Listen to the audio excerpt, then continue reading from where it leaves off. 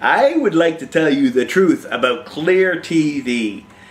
You can pretty much get one of these rabbit ears as long as you have the amplifier plugged into the jack there for electricity to run in it. Sometimes I've found this aerial has worked better than, I'm not gonna, one of those flat, they have like the nice design antennas. They say these are gonna kill, kill cable and all that. I did a video about the truth about flat antennas. Anyway, these will work, but always remember always remember a rooftop outdoor area will always work a lot better than one of these, a ClearTV or any flat over-the-air antenna. So if you can, check out this video here where I set up my over-the-air antenna.